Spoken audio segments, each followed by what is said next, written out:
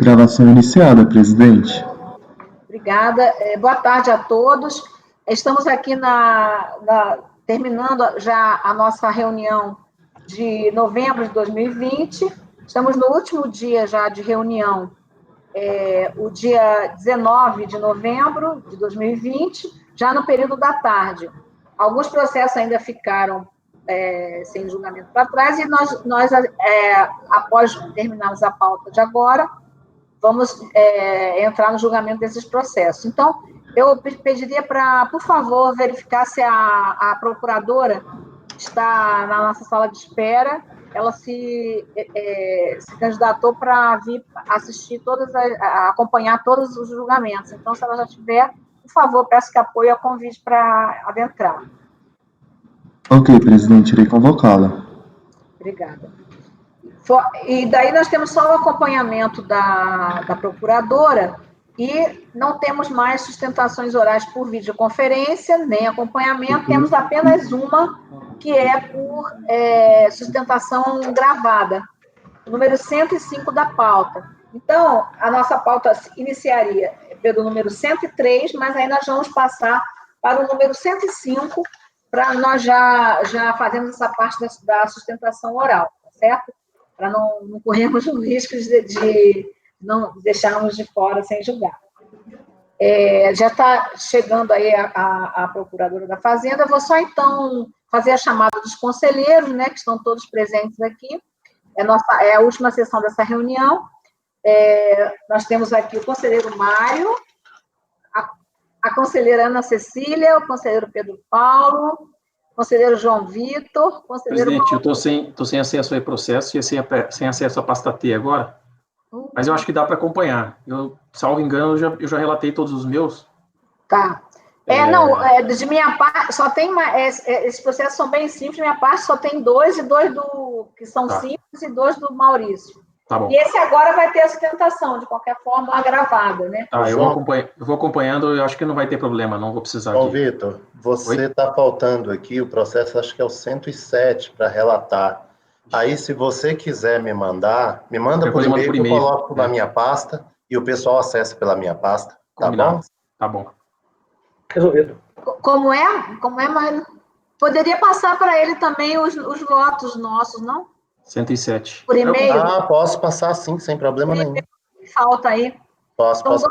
Dois meus, dois do... Olha, o 60, 62 meus, 63, 64 do Maurício, e esse da pauta da tarde aqui.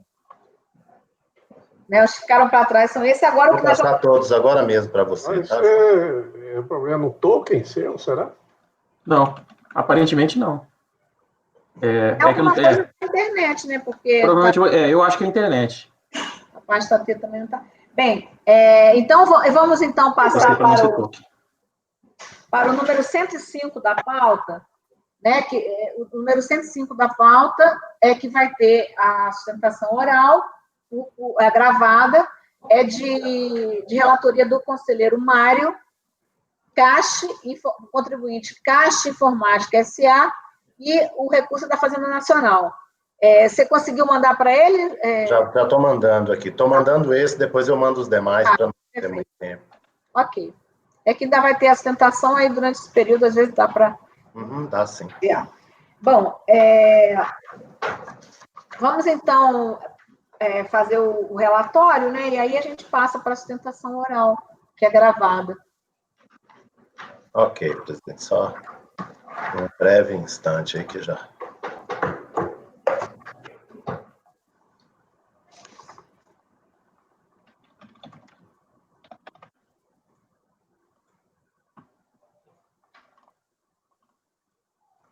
Está enviado, tá, João? Já vou abrir aqui. Ok.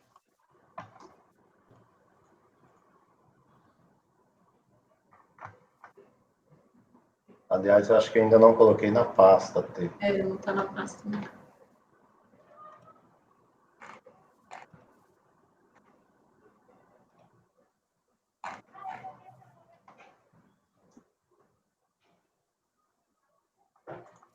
Pronto, já está na pasta, pessoal. Então, esse processo aqui Caixa Informática, né, item 105, a contribuinte, a recorrente é Fazenda Nacional. Nós temos aqui uma discussão a respeito de aproveitamento de contribuição previdenciária recolhida por pessoa interposta, quando a gente tem a caracterização do vínculo, né, no caso, no sujeito passivo.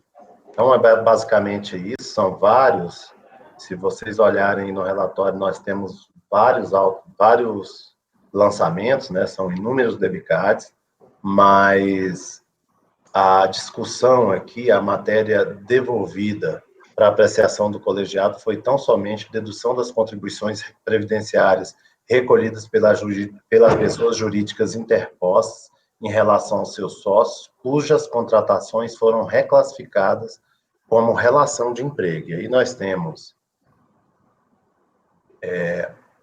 no caso, são apresentadas as razões recursais aí da Fazenda Nacional, nós temos contra-razões do contribuinte também, mas como a questão, ela é uma questão já bastante conhecida, e eu também trato do caso concreto no voto, eu vou pedir licença para os senhores, e temos uma sustentação oral gravada também, para ouvir a sustentação oral, e depois eu retomo, fazendo as considerações aí que se julgar necessárias.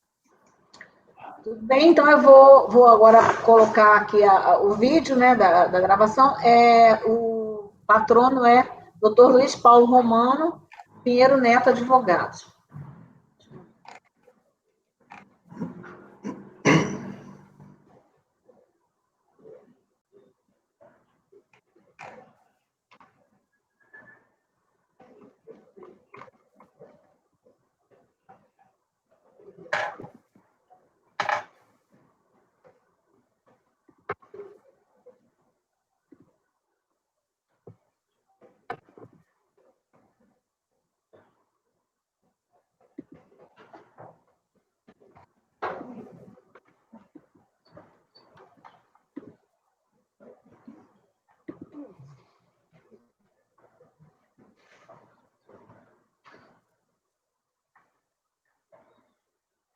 Boa tarde, senhor presidente, boa tarde, senhor relator, conselheiras e conselheiros. Como se viu, em debate, a possibilidade de dedução de contribuições previdenciárias pagas por pessoas jurídicas em relação aos seus sócios, cuja relação jurídica foi desqualificada pelo fisco por uma requalificação como relação de emprego direta com a hora recorrida.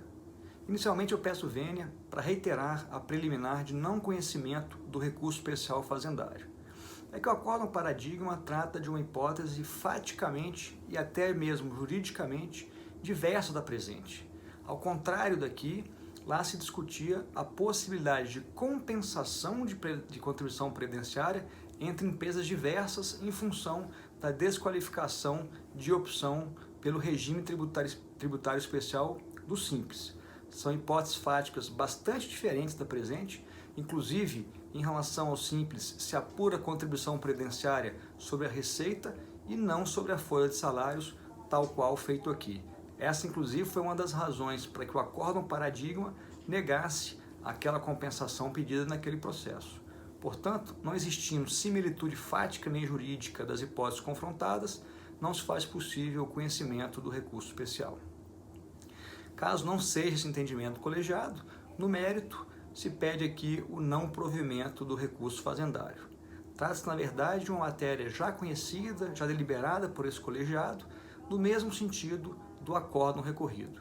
E aqui eu peço vênia para destacar esse precedente, que é o acórdão 9202-004-641, relatoria da conselheira Elaine Monteiro, em que se decidiu exatamente pela possibilidade dessa dedução, especificamente numa hipótese em que, tal qual o presente caso, há essa requalificação de relação de emprego, então tida por contratação de pessoa jurídica. E o racional dessa decisão, não só por imperativo legal, mas se baseia também pelo fato de evitar que haja um bis in idem uma cobrança em duplicidade, já que esses valores já foram recolhidos pelas pessoas jurídicas, não podendo então ser exigidos novamente da hora recorrida. E também não se alegue a necessidade de abertura de um novo processo de pedido de uma restituição desses valores. A própria liquidação do acórdão recorrido já permitiu, de uma forma bastante simples, de uma forma imediata, a separação, a identificação dos valores que já foram pagos e a sua dedução da base de cálculo das contribuições previdenciárias ora exigidas. De forma, então, que o acórdão recorrido agiu muito bem em consonância com a legislação e com a própria jurisprudência. Então, com essas breves considerações, o que se pede aqui é o não conhecimento ou o não provimento do recurso fazendário. Muito obrigado e uma boa tarde.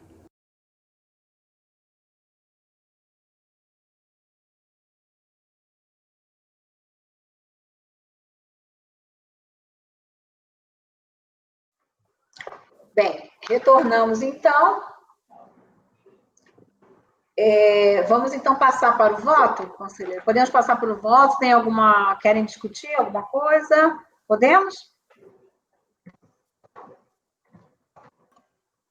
Então, podemos, conselheiro... Presidente, eu retomei o acesso ao e-processo e a pasta T, tá? Que bom. Ótimo. Troquei de acesso ao roteador aqui e deu certo. Ótimo, então. Eu estou aqui, eu estou lendo, estou com seu voto aberto aqui, João, estou querendo ler, pensando, gente, porque você me mandou o 107. Pensei, cadê meu voto? É porque eu estou olhando para o seu. Vou abrir aqui o 105 mais uma vez.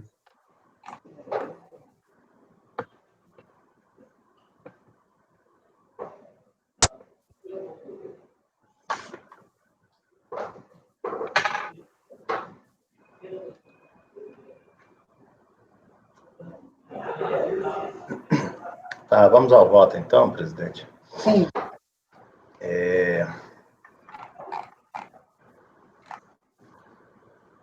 Vamos lá. Primeiramente, eu abri um tópico aí, só para ficar bastante claro sobre do que se trata aqui no caso a LID, né?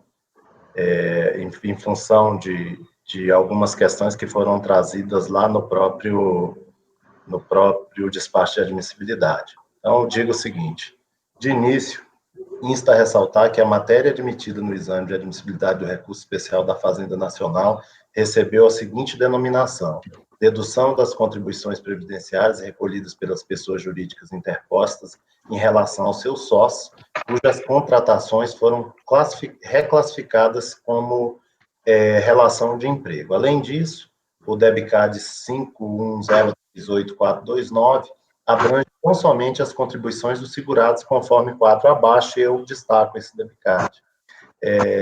A decisão recorrida, a seu turno, no tópico que trata da matéria, refere-se exclusivamente ao DEBCAD 51038429, e aí eu coloco aí, né, o tópico da matéria tratada lá no recurso voluntário, no acórdão de recurso voluntário. Assim, ao revés do que consta da peça recursal, o provimento dado ao recurso voluntário da contribuinte abrange tão somente as contribuições dos segurados, lá na peça recursal está dizendo que é segurados e patronal, ou seja, em que pese fazer menção à contribuição patronal, o tópico em que a decisão do colegiado do ACO tratou da matéria aqui discutida, por se referir especificamente ao DEBCAD final 493, restringe-se a esse lançamento e não se estende às contribuições da empresa, sejam elas destinadas à Previdência Social ou a outras entidades ou fundos, os denominados terceiros. Aliás, essa conclusão é também extraída das contra-razões oferecidas pelo sujeito passivo nos seguintes termos. Tanto é assim que a procedência dos pedidos da recorrida se deu apenas quanto à NFLD tal, que trata somente de contribuições de segurados cujo recolhimento seria de responsabilidade da recorrida.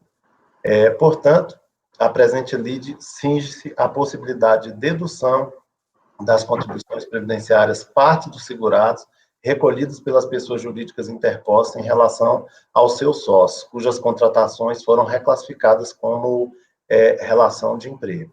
Então, só um esclarecimento, porque tanto o recurso especial quanto o despacho de admissibilidade faz eu acho que uma certa confusão, pensando que abrange tudo, mas aqui a gente está tratando especificamente da questão do segurado.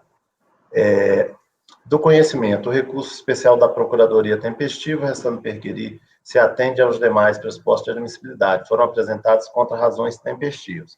A contribuinte aduz que o acórdão recorrido não guarda relação com o paradigma e, por isso, o recurso interposto pela Fazenda Nacional não deve ser conhecido.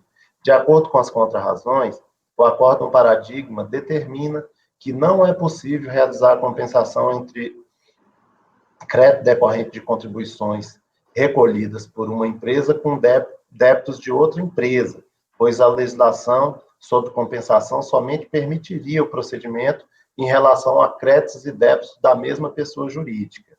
No paradigma, o contribuinte pleiteou compensação de contribuições decorrentes do Simples que incidem sobre a receita bruta e não sobre a folha de salários, o que seria impeditivo à compensação. Então, volto aí às minhas considerações, de acordo com a contribuinte,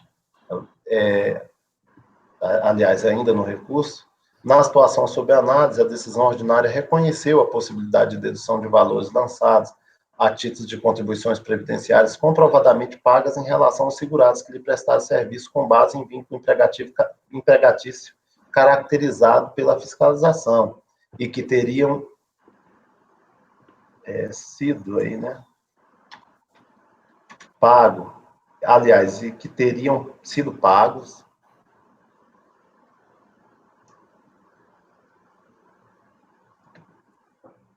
as contribuições por meio de pessoa jurídica interposta, cuja obrigação de recolhimento por retenção era da recorrida. Hipótese essa que seria comprovada pelo fato de a procedência dos pedidos da recorrida ter se dado, de que a procedência teria se dado apenas em relação à NFLD final 4293, que trata especificamente das contribuições dos segurados. Ainda de acordo com as contrarrazões, o acórdão recorrido determinou que se respeitasse o teto de incidência de contribuição previdenciária sobre a parte do segurado pessoa física, não considerado pela fiscalização. E aí eu estou dizendo aqui que não assiste a razão a recorrido. Primeiramente, há de se esclarecer que a determinação imposta pela decisão decorrida, de que o lançamento fosse retificado de modo que as contribuições dos segurados não ultrapassassem o teto estabelecido por lei, trata-se de matéria autônoma, que não tem qualquer relação com a discussão citada pela Fazenda Nacional, não se prestando a obstar o segmento do apelo recursal. Além disso, quanto à compensação / aproveitamento de débitos de determinada empresa com crédito de terceiro, vê-se que as decisões cotejadas, diante de situações semelhantes, adotaram entendimentos em sentidos diametralmente opostos, isto é, enquanto o colegiado paradigma concluiu pela impossibilidade de se aproveitar as contribuições recolhidas nas pessoas jurídicas interpostas, por entender que esse procedimento representaria ofensa à legislação afeta à compensação, a turma a qual considerou lícito que, em relação aos sócios que prestam serviço à recorrida, essas contribuições, quando comprovadamente recolhidas pelas interpostas pessoas, fossem deduzidas dos valores lançados no auto de infração. Me está a esclarecer também que, no paradigma, em que pese as empresas interpostas serem optantes pelo Simples, o que se pleiteou foi o aproveitamento tanto das contribuições patronais, incidentes sobre o faturamento, quanto das contribuições dos segurados, incidentes sobre a folha de salário, recolhidos pela empresa que os trabalhadores estavam formalmente vinculados, sendo que se negou provimento ao recurso do contribuinte em relação a essas duas rubricas. Desta feita, pode-se ultimar que, caso o colegiado prolator do paradigma estivesse diante da situação retratada nos autos, em relação às contribuições dos segurados, adotaria entendimento semelhante àquele esposado no julgado trazido a cotejo, o que deixa ainda mais evidente a divergência. Ressalte-se, além disso, que não houve desconsideração da personalidade jurídica na situação em tela, tampouco na hipótese espelhada no paradigma, que apontamentos em sentido diverso não são aptos a desconsiderar o dissídio de interpretação. Por fim, o julgado que deu suporte à decisão recorrida, acórdão 9202.004.641, trata exatamente de situação abrangendo a empresa do Simples, reforçando que esse fato de o paradigma tratar de empresa vinculada ao regime simplificado não tem relevância alguma para a caracterização da divergência. Esclarecidas essas questões, eu concluo que o recurso especial da Fazenda Nacional deve ser conhecido, presidente. Obrigada. Conselheira Ana Cecília. Eu acompanho, presidente. Conselheiro Pedro Paulo. Com o relator. Conselheiro João Vitor. Eu acompanho o relator quanto ao conhecimento também. Conselheiro Maurício. Acompanho. Conselheiro Marcelo. Acompanho. Conselheira Rita. Acompanho. Eu também acompanho. Então, por unanimidade de votos, conhecer do recurso. Podemos, então, passar ao mérito.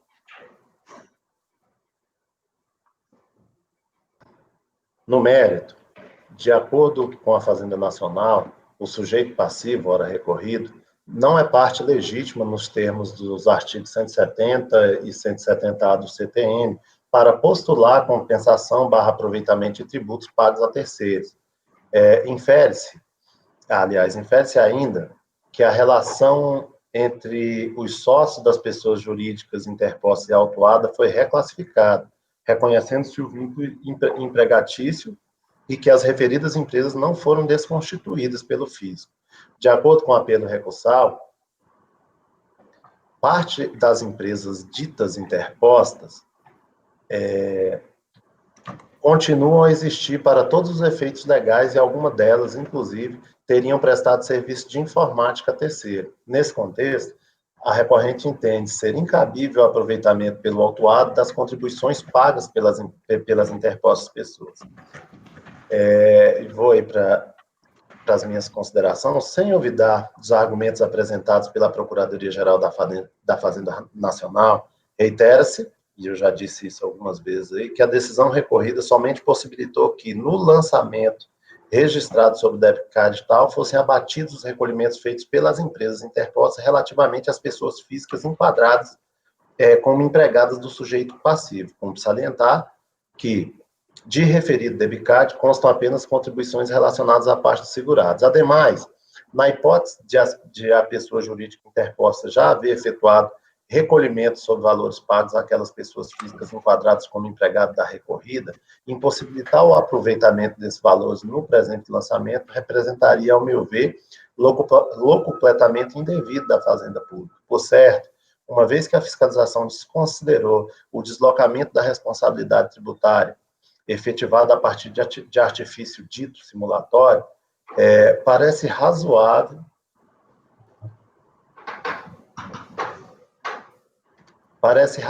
que as contribuições dos segurados efetivamente recolhidas pelas pessoas jurídicas interpostas sobre as mesmas verbas possam ser abatidas das contribuições apuradas.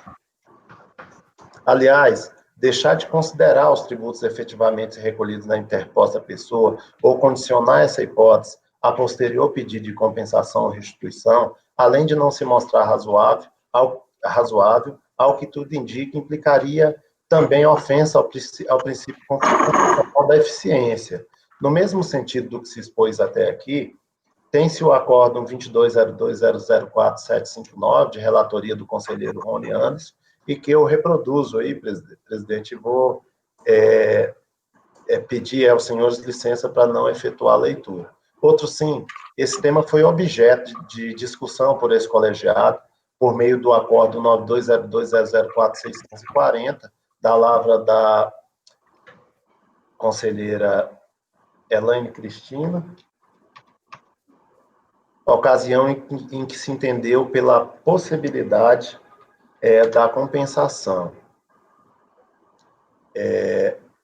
E aí, presidente, com essas considerações, e mesmo que esse acórdão da conselheira Elaine trate de empresas do Simples, eu acho que com relação à contribuição dos segurados não existe diferença nenhuma em relação a empresas do Simples, empresas não enquadradas no Simples. Aliás, não tem no relatório fiscal nenhuma consideração sobre o fato de as empresas interpostas serem ou não optantes pelo Simples. Então, mas eu acho que essa questão ela é irrelevante e eu estou, com base nessas considerações e nesses dois acordos, um do colegiado ordinário, proferido pelo conselheiro Rony, e outro pela conselheira Elaine, eu estou conhecendo do recurso especial da Fazenda Nacional e, no mérito, eu estou negando provimento a esse recurso.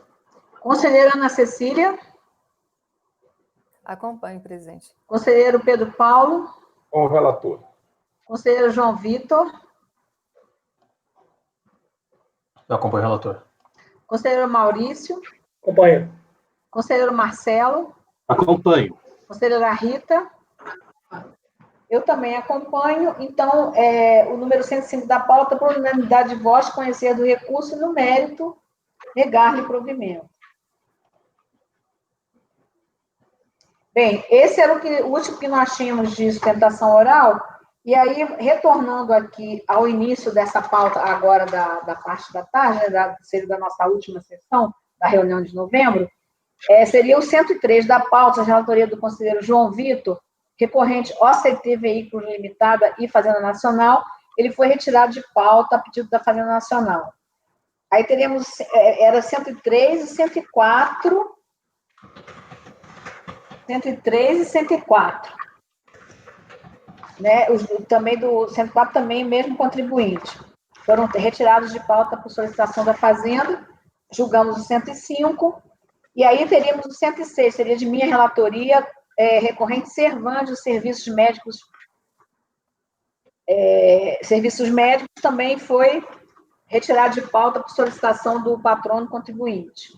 Agora, então, vamos para o 107 da pauta, de relatoria do conselheiro João Vitor, o recurso da Fazenda Nacional, contribuinte é município de Trindade do Sul.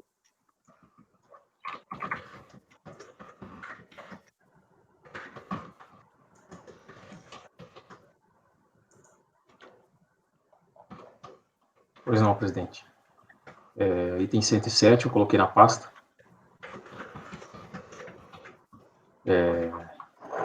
Recurso interposto pela Fazenda Nacional foi totalmente admitido para a rediscussão da seguinte matéria: penalidades, multa isolada, compensação indevida, falsidade de declaração em GFIP, é uma matéria já conhecida nossa. A Fazenda Nacional alega que, conforme paradigmas 23.01.002.736 e 92.02.005.308, é desnecessária a comprovação do dolo do sujeito passivo para aplicação da multa isolada de 150%.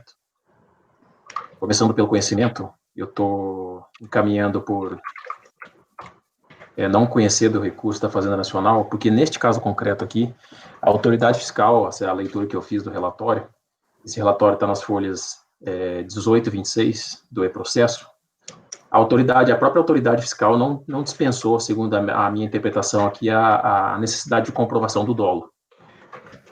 E no próprio relatório fiscal, a autoridade alega que a postura do autuado aqui, no caso do município, amoldaria perfeitamente a situação prevista no artigo 72 da Lei 4.502/64, segundo o qual fraude é toda ação ou omissão dolosa tendente a impedir ou retardar total ou parcialmente a ocorrência do fato gerador, ou excluir ou modificar as suas características essenciais, de modo a reduzir o montante do imposto devido, evitar ou diferir o seu pagamento. Então, a própria acusação fiscal afirmou estar presente a conduta dolosa do sujeito passivo, qual, segundo ela, teria incorrido em fraude, tendente a excluir ou modificar as características do fato gerador, e, contrapondo-se a esse ponto, a decisão recorrida afastara tanto a necessidade de comprovação do dolo quanto a existência do dolo em si. Já os paradigmas acostados pela Fazenda Nacional tratam apenas da desnecessidade de comprovação pela autoridade fiscal da intenção do sujeito passivo de fraudar o fisco, mas não da existência de fraude. Então, estou entendendo que não existe similitude fático-jurídica entre os paradigmas e o caso concreto, então estou concluindo por não conhecer do recurso. Sim. Conselheiro Mário. Presidente, eu realmente nunca vi, né, a coisa dessa forma, sendo colocado dessa forma.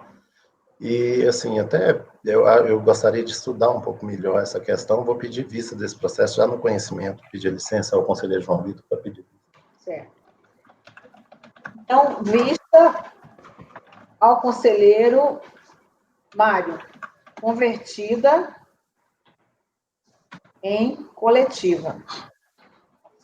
O relator votou por conhecer do recurso.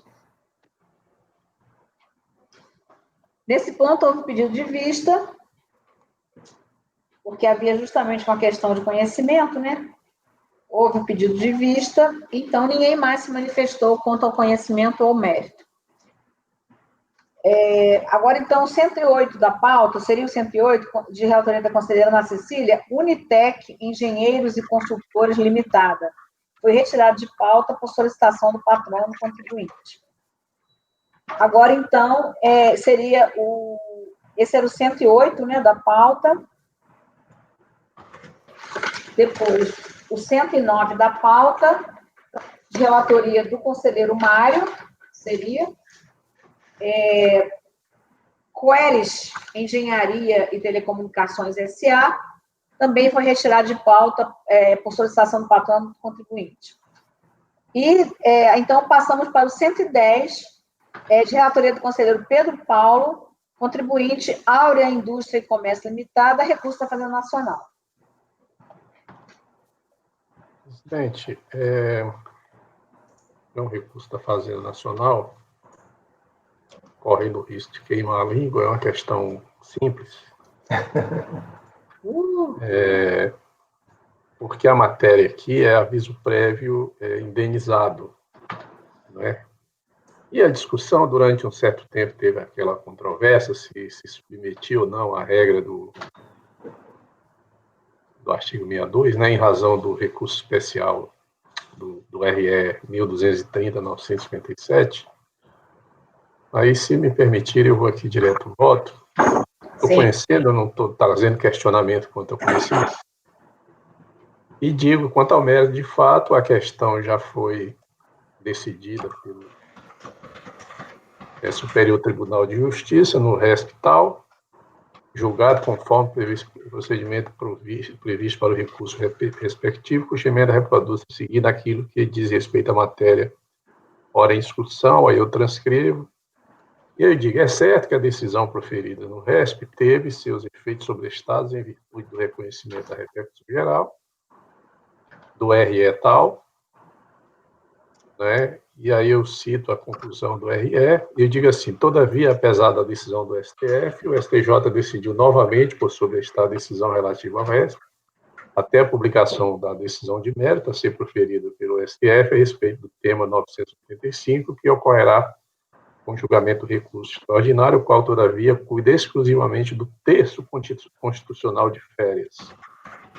Assim, a decisão de sobrestamento não abarcaria a matéria tratada aqui, que cuida de aviso prévio indenizado, até porque há decisões reiteradas do próprio STF no sentido da existência de repercussão geral e litígio envolvendo aviso prévio indenizado, em virtude de estar incidência de contribuições previdenciárias em relação a essa rubrica calcada na interpretação da legislação infraconstitucional. Por fim, presidente, a conclusão aqui, isso aqui chegou até de uma discussão a partir de determinado tempo, de uma questão trazida pelo conselheiro Mário, né, de que essa questão aplicava-se, então, ao recurso repetitivo, e é o que eu estou fazendo aqui, e, portanto, eu estou negando, provavelmente, o recurso da Fazenda Nacional. Conselheiro Mário. Presidente, eu, obviamente, acompanho o conselheiro Pedro Paulo. Numa época dessa, saiu até a decisão aqui, a gente está tratando de uma verba, né? É verdade, saiu uma... Além dessa verba aqui, tem diversas outras verbas que estavam em discussão, que foram discutidas no STJ, né? Isso decorre de uma discussão do STJ, e a gente aguardava uma decisão do STF que envolve, além dessa, outras verbas.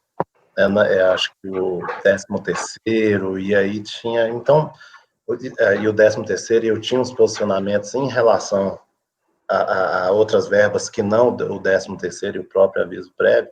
Eu não sei se essa decisão já foi publicada, mas eu vou até revisitar essa decisão para ver se seria o caso de mudança de posicionamento em relação a outras verbas, que o aviso prévio indenizado foi uma coisa que a gente mudou, acho que no ano passado, para esse entendimento que foi esposado aqui pelo conselheiro Pedro Paulo. E eu vou acompanhar o relator. Conselheira Ana Cecília? Acompanho, presidente. Conselheiro João Vitor?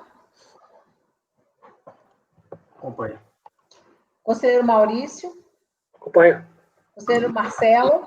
Acompanho. Conselheira Rita? A gente vai ter que fazer uma atualização, né? Porque o que era deixou de ser e o que não era passou a ser. Então, agora a gente tem que fazer uma resenha. Isso em função da decisão do STF, né, Rita? Exatamente. Mas acompanho o relator. Eu também acompanho o relator. Então, esse foi o número 110 da pauta, por unanimidade de votos, conhecer o recurso e, no mérito, negar-lhe provimento. Então, chegamos ao último processo dessa pauta de agora, né? Da tarde, o número 111 da pauta, de relatoria do conselheiro Mário, Auto Ônibus, Nova Suíça Limitada. Aqui nós temos, eu não vou pedir licença aos senhores para não ler tudo, é uma questão que nós já discutimos aqui, salvo engano, no dia de ontem, que diz respeito a abono de férias, né? E eu vou lá para o finalzinho do voto, se precisarem eu retomo e a gente dá uma olhada nas demais partes. Eu digo assim, embora no caso em questão, o requisito para o empregado fazer jus ao abono de férias seja o tempo de serviço na empresa e no acórdão colecionado seja a assiduidade, a situação é similar, pois em ambos os casos, o pagamento da vantagem é feito a partir de critérios objetivos que não afrontam as condições estabelecidas na lei trabalhista. Assim, tal qual decidido por essa Câmara Superior, e aí acho que eu já citei um acórdão da conselheira Elaine, salvo engano, lá em cima, isso. Da conselheira Elaine, não, do conselheiro Pedro Paulo. Considero que a exigência de tempo de serviço na empresa para o pagamento do abono de férias não afasta a aplicação do artigo 28, parágrafo 9º, a linha E, item 6 da Lei 8.212, sobretudo porque, no presente caso, não foi ultrapassado o limite de 20 dias, que é requisito previsto no artigo 144 da CLT. Então, aí a discussão única e exclusivamente é essa. Eu não vi problema nenhum de conhecimento, acho que isso sequer foi suscitado também, não foi suscitado. Então, eu estou conhecendo do recurso especial aqui, que no caso, acho que é do contribuinte, e no mérito, eu estou dando provimento a esse recurso. Conselheira Ana Cecília?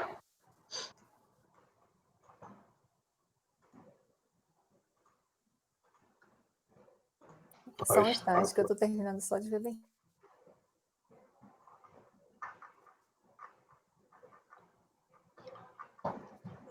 Microfone. É que eu tinha trocado aqui o processo, desculpa. Eu acompanho. Conselheiro Pedro Paulo? Acompanho, presidente. Conselheiro João Vitor? Também acompanho, presidente. Conselheiro Maurício? Acompanho, presidente. Conselheiro Marcelo? Acompanho. Conselheira Rita? Acompanho.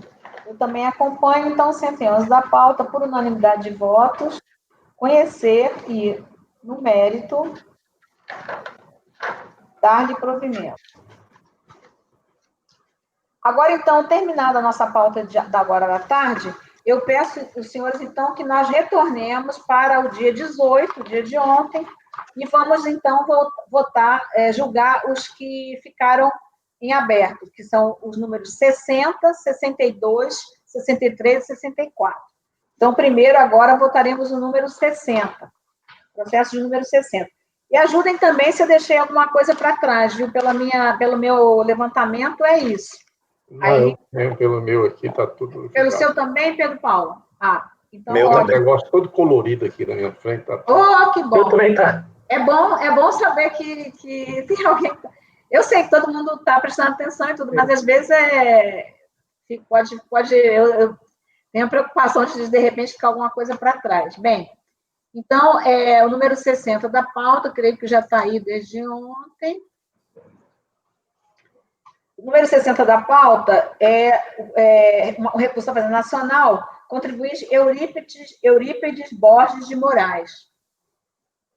Eu vou passar direto para o voto, porque creio eu que é um caso muito, se não for igual ao que nós julgamos na sessão passada, ou num desses meses aqui para trás, que era de autoria do conselheiro João Vitor. É um caso de dedução de livro caixa. Eu vou aqui passar voto, que o voto repassa tudo. Recurso especial interposto pela Fazenda Tempestiva, estando perquirido, se atende aos demais pressupostos para o seu conhecimento. Foram oferecidas contra razões tempestivas. Trata-se de exercício de imposto de renda pessoa física, exercício de 2009, no calendário de 2008, acrescido de multa de ofício, juros de mora, tendo em vista a apuração de omissão de rendimentos de trabalho sem vínculo empregatício, recebidos de pessoa jurídica, dedução indevida de despesas médicas, dedução indevida de despesa do livro caixa e falta de recolhimento a título de carnê-leão, conforme descrito no termo de verificação de folhas 659 e 664. O colegiado recorrido deu provimento parcial ao recurso voluntário, estabelecendo a dedução do livro caixa relativo a pagamento a prestadores de serviço sem vínculo empregatício, entendendo caracterizar despesa de custeio necessárias às atividades da fonte produtora. Lembra disso, João Vitor? Sim, de um jeito idêntico. Eu acho que foi toda uma leva de autuações desse mesmo jeito, enfim. Entendendo caracterizar despesa de custeio necessária à atividade da fonte produtora.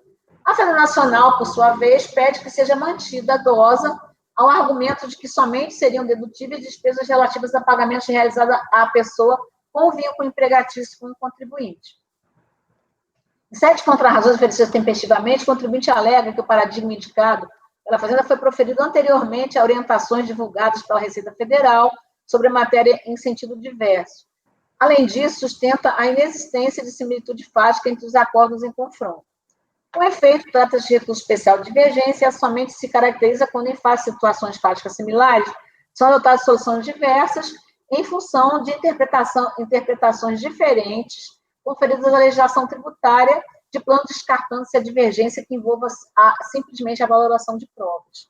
Ademais, o fato do paradigma eventualmente chegar à conclusão diversa a que chegou o acordo recorrido, e este haver citado a título de obter dictum, que é o meu entendimento aqui em relação a isso, o contribuinte que traz isso na impugnação, enfim, nas peças de defesa. E aí, o acordo recorrido diz o que acha e traz, eu entendi que é um obter dictum. Orientação da administração tributária não vinculante, no caso é perguntão, né? Perguntão, enfim, outras, alguma coisa de consulta, creio eu. E não vigente à época da aprovação do paradigma, por si só, não representa óbvia a demonstração de divergência jurisprudencial, estando claro que ambos os julgados interpretaram o mesmo artigo, que é o 6º da Lei 8.134, de 1990, que é o que fala da questão do livro caixa. Claro que o acordo, ele fala disso enfrentando até os argumentos do contribuinte, mas ele não está dizendo em nenhum momento que aquilo foi a razão de decidir. Eu não entendi dessa forma. Esse passo, a divergência havida para a Fazenda Nacional, no meu entendimento, resta efetivamente demonstrada, visto que, ainda que se trate de atividades profissionais diferentes, no caso aqui é a construção civil, no recorrido é a advocacia, no paradigma é a advocacia, ambos tratam de despesas de mesma natureza, pagamentos pela contratação de terceiros, profissionais do mesmo ramo de atividade, sem vínculo empregatício, com interpretações opostas dos respectivos colegiados quanto à aplicação da mesma legislação tributária, que eu entendi que é o artigo 6º da 8.134. Aí eu ponho aí os trechos. Vejam, no caso aqui, o contribuinte, ele é mestre de obra, enfim, de construção. E os profissionais que ele pagou, e foi exigido que fosse com vínculo empregatício, eram pintor, mecânico, eletricista, certo? Do mesmo ramo dele. E ele traz um que era advogado. E aí, sem vínculo empregatício, e no caso do paradigma, se entendeu que tinha que ser com vínculo empregatício, certo? Que não poderia ter sido essa forma de... Inclusive, tinha até um contrato. Enfim, eu entendi que aí, se a gente vai entrar para dizer que uma coisa é uma coisa, outra é outra, a gente teria que entrar no mérito. Então, o que eu estou vendo aqui? Pessoas físicas, de alguma maneira contratadas pelo contribuinte autuado, né, no mesmo ramo do autuado, do profissional, e que não se aceitou essas pessoas serem sem vínculo empregatício, no outro exigiu vínculo empregatício, e enquadrou lá no inciso 1. Então, eu entendi que isso aí não teria problema, e estou conhecendo do recurso. Aí eu queria ver se alguém tem alguma questão, se quer que a gente julgue primeiro o conhecimento, ou eu posso seguir. Alguém pode seguir? Eu acho que é um caso muito parecido com aquele, se não foi igual o do conselheiro João Vitor, que é o seguinte: a gente olha como se vê enquanto o acordo... Bom, então isso aqui eu já vi da admissibilidade, ou então conheço do recurso, tá? Então, a matéria é dedução em livro caixa de pagamento efetuado a terceiros sem vínculo empregatício.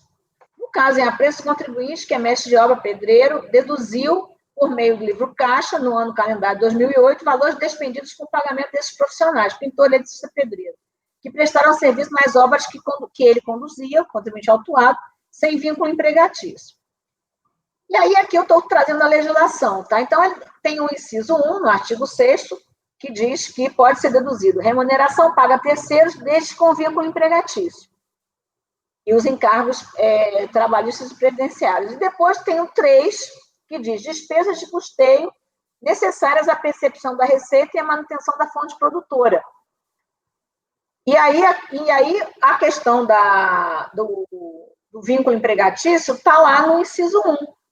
E aí, vejam, quando a gente olha o relatório fiscal de folha 659 a 664, a auditoria fez uma separação. Tem lá um quadro que é só as despesas de custeio, e o outro que é despesas de pessoal, essas com pessoas físicas, enfim, com terceiros, certo? E aí, nesse quadro dos terceiros, que estão esses profissionais, que essas pessoas prestaram serviço aqui para o contribuinte, nesses, lá está colocando lá no rodapézinho, lá, o embasamento é o inciso 1, não se fala em inciso 3, e foi separado, tem um quadro para as despesas de custeio, inciso 3, e para esse, confiram aí. Eu não estou assim com posição fechada, mas eu creio que a gente já julgou assim nessa sessão anterior, eu até votei com o conselheiro João Vitor, eu creio que é a mesma coisa. Aí, então, vejam, constata-se que a autuação foi categórica no sentido de não admitir despesas com terceiros sem vínculo empregatício, é o que ele diz aqui, ó. Considerando que o contribuinte não comprovou a efetividade dos pagamentos aos profissionais, assim como a exigência em lei de que despesas relacionadas à remuneração paga a terceiros somente possam ser deduzidas da receita desde que haja vínculo empregatício, isso é o que está no 1. E realmente, se a gente for nos demonstrativos, o demonstrativo dessas pessoas está lá embaixo dizendo que é o 1, no demonstrativo. Não é no TVF, é no anexo ao TVF. Bom, entretanto, aí, quando do julgamento, essa foi a questão que a gente colocou nesse outro processo que a gente já julgou. Quando do julgamento da impugnação pela delegacia, a sensação que eu tenho é que ao longo do tempo foi havendo alguma alteração, talvez da própria Receita, sei lá, em relação a esse tipo de situação, já se admitindo, de alguma maneira, a questão da ausência de vínculo para essas despesas aí, não pelo 1, mas pelo 3. Parece assim, pelo que o contribuinte trouxe em termos de perguntão, enfim.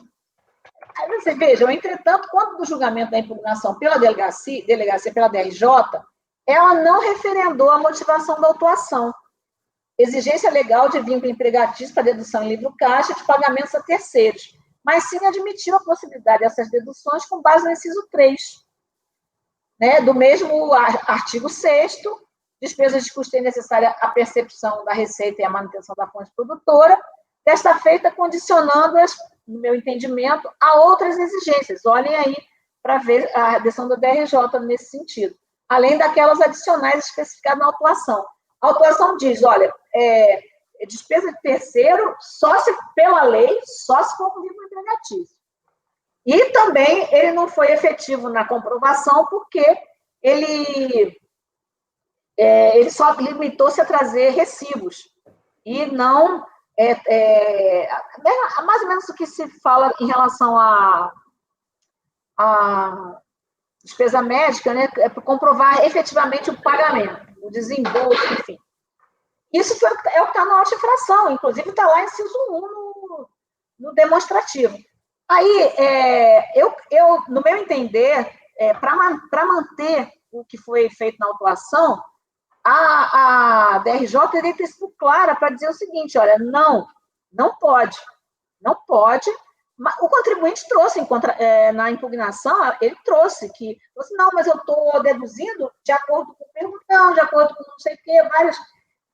Porque, na verdade, eu não estou deduzindo pelo 1, eu estou deduzindo como despesas necessárias à manutenção da fonte produtora. Eu creio que aí, se fosse para manter o auto, teria que dizer, não pode ser isso, porque tem que ser pelo 1. E pelo 1 exige, o 1 está dizendo que tem que ser um vínculo empregatício. Não pode ser, de jeito nenhum, terceiro sem vínculo empregatício. Mas a gente percebe na decisão da DRJ que ela já trata, já no início, ela já fala já das despesas já parte da possibilidade de ser uma despesa com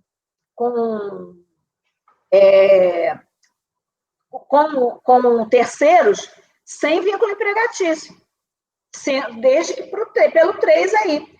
E aí ela já vai juntando, vejam que ela vai juntando, depois segue direto, primeiro vai, as despesas com propaganda, não sei o quê, todas aquelas que o próprio autuação tinha colocado no 3.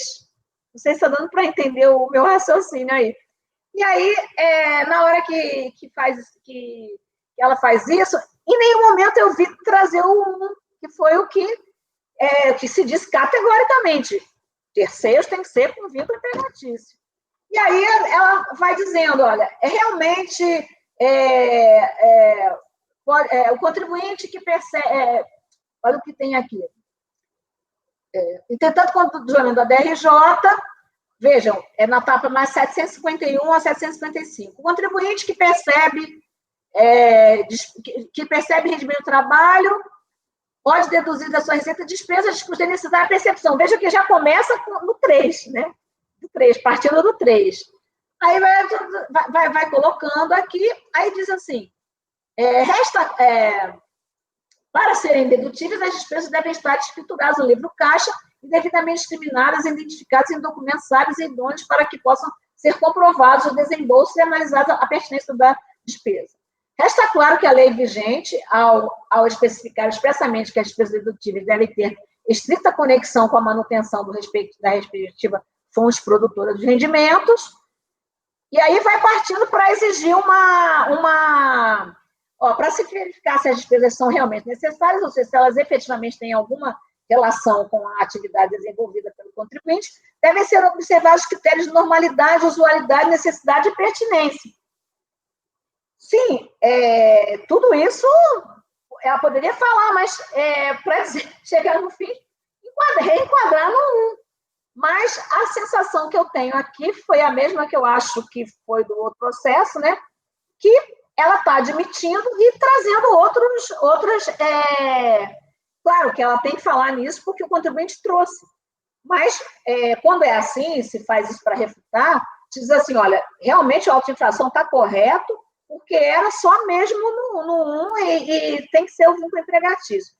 Mas, ainda que se pudesse, o contribuinte traz isso aqui não pode por isso. Mas, vejam que o 1 nem é citado aqui, já é tratada essa despesa como sendo no 3, mas que não foi trazido. Então, no final, diz assim, ressalta ainda que a dedutibilidade das despesas escrituradas no livro caixa está condicionada à sua comprovação mediante a apresentação de documentação hábil e idônea que permita identificar o adquirente ou beneficiário, o valor, a data da operação e contém a discriminação das mercadorias ou dos serviços prestados para que possam ser enquadrados como necessários e indispensáveis à manutenção da fonte produtora dos rendimentos.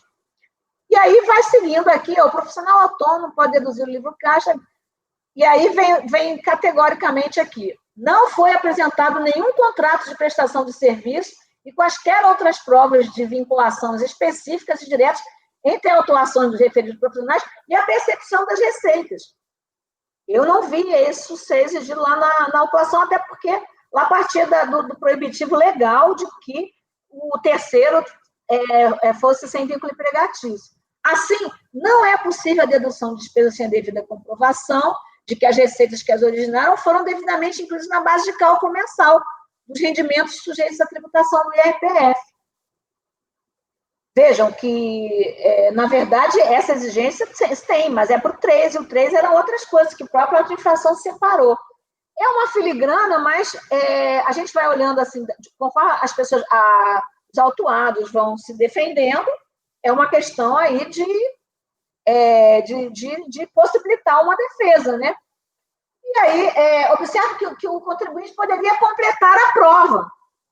Ora, lá disseram que não podia ser de jeito nenhum, né? Era um 1. E aí disse assim, não, mas eu estou querendo pelo 3.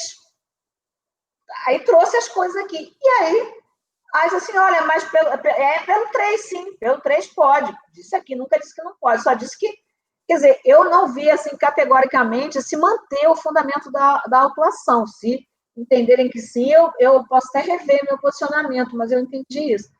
Então, eu entendo assim, que a motivação do ato de infração, que for a impossibilidade de dedução de pagamento a terceiro sem vínculo empregatício, foi revista em sede de primeira instância, passando-se a admitir essa espécie de despesa, desde que fosse efetuada a devida comprovação de que as receitas que as originaram foram devidamente incluídas na base de cálculo mensal dos rendimentos sujeitos à tributação do IRPF.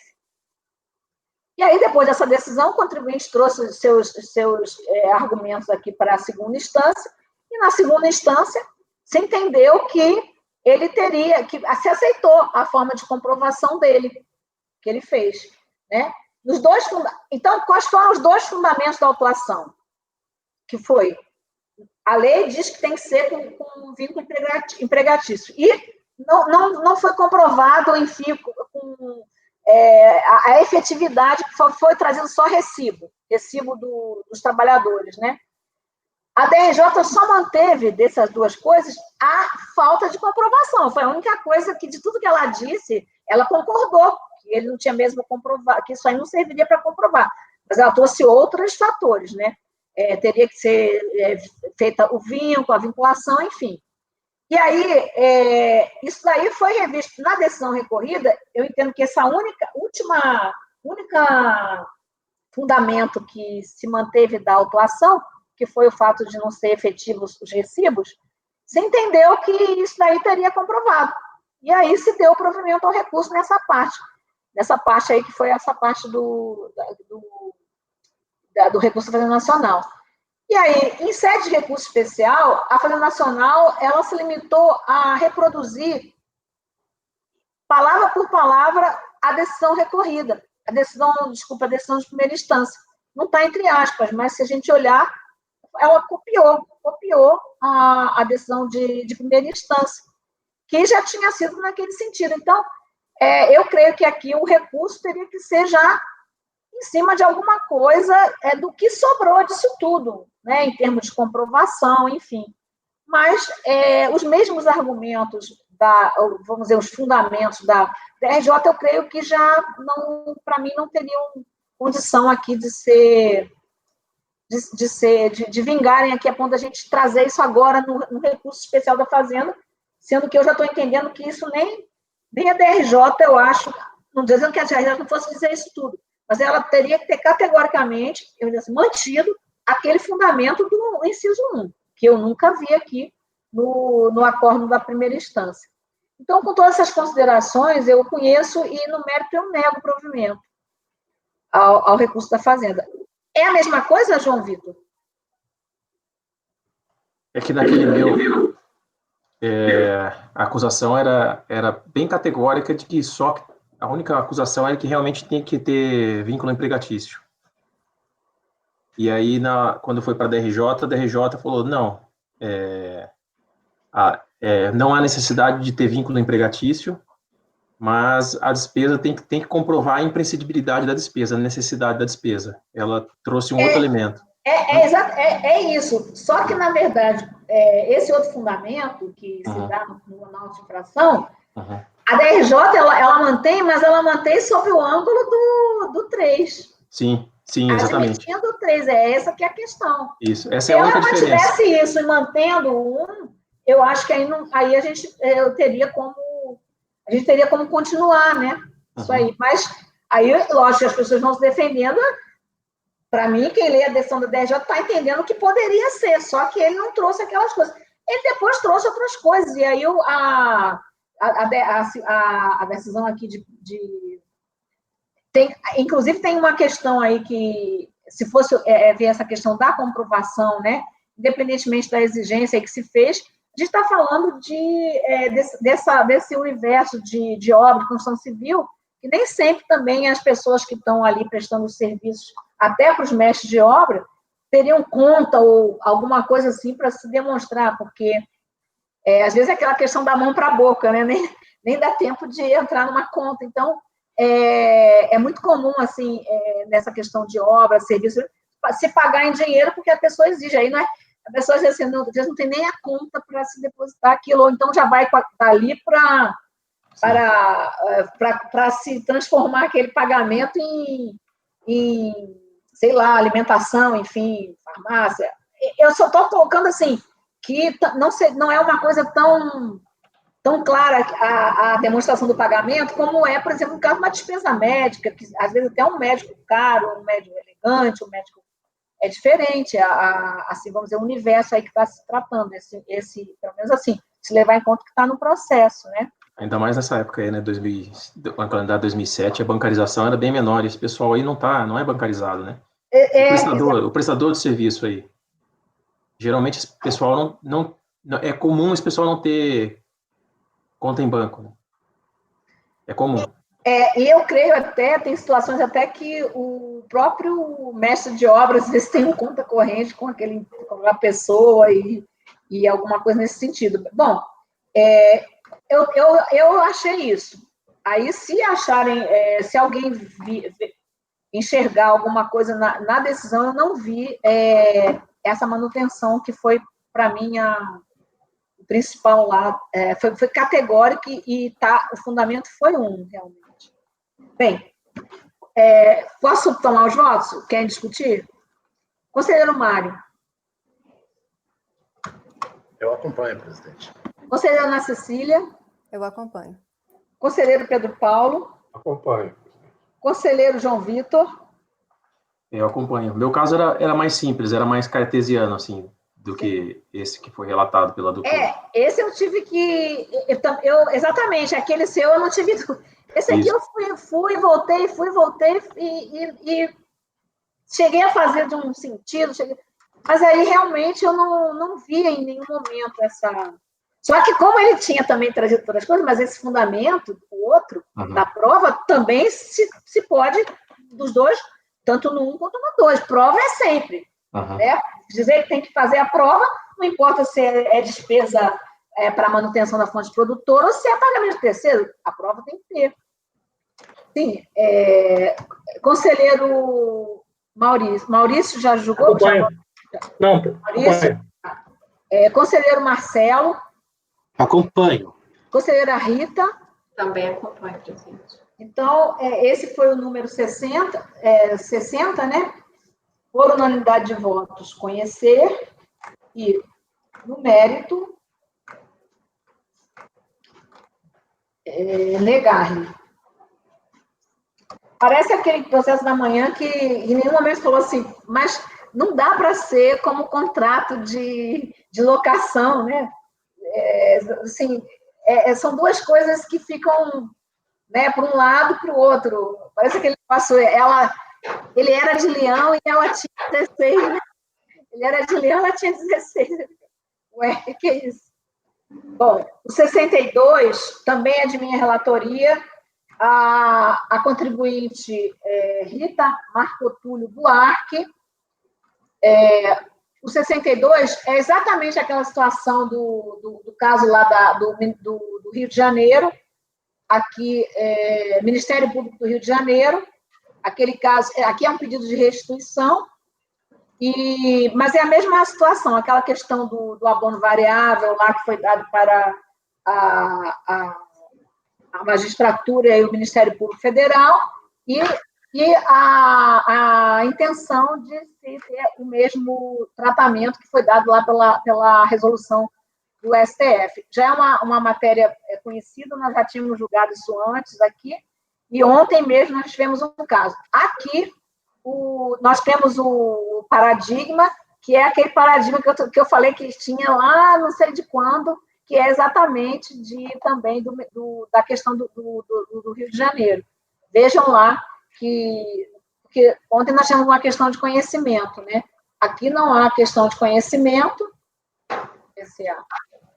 não há questão de conhecimento, e eu estou aqui já, como já tive a oportunidade de manifestar, no paradigma que eu trago até aqui, que é o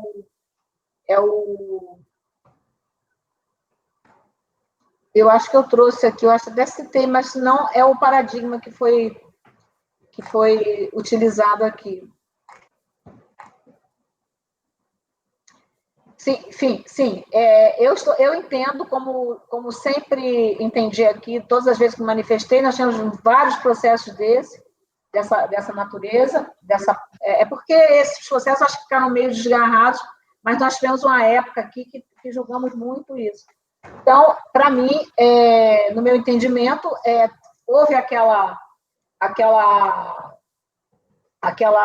entendimento lá em relação àquela resolução, né, do STF para a magistratura federal e depois acabou se estendendo e tem um parecer também para o Ministério Público Federal. Mas ficou muito claro nesse parecer, nesses atos todos, até a conselheira Ana Cecília trouxe uma contribuição, né, na sessão passada, ela também tinha um processo desse, no sentido da peculiaridade daquela situação que foi colocada lá naquela resolução, e que não se transmudava direto aqui para essa verba.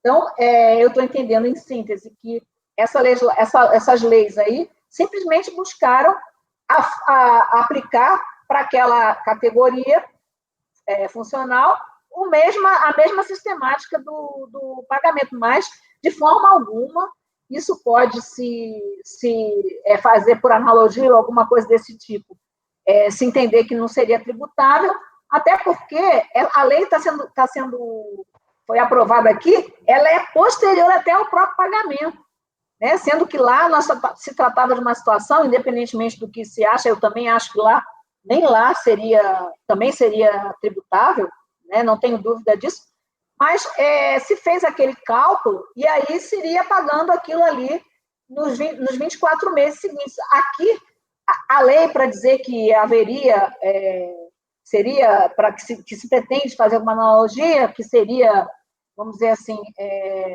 o caráter de... me fugiu a palavra agora, de indenizatório, a pessoa já recebeu lá, desde 2000 aqui que isso aí foi pago. Né? E a lei é muito depois disso. Então, eu, com todas essas considerações, o voto é bem extenso aí, como é uma matéria já discutida, eu não vou, se quiserem que leia, eu leio, mas aí os principais pontos são todos esses, são nesse sentido, né? Analisar a natureza, eu faço todas as considerações em relação às verbas lá atrás da magistratura e do Ministério Público Federal, o resto analisar a natureza da verba ser de contribuinte, a ver se estaria ou não no campo de incidência, certo? Então, a gente vê aqui na lei que se quer fazer a analogia, você aplica-se aos membros do Ministério Público o disposto no parágrafo 2º da 10474. Mas a 10474, ninguém deu caráter aí de indenização. Isso foi a resolução que deu para aquela verba específica que tinha aquele cálculo, enfim. Então, verifica-se que a lei estadual é de 2004, enquanto o imposto em questão se refere ao calendário 2000. Só acho que a primeira questão que se coloca é se essa lei estadual teria o condão de transformar em indenizatório, mas vai contribuinte receber há 4 anos antes.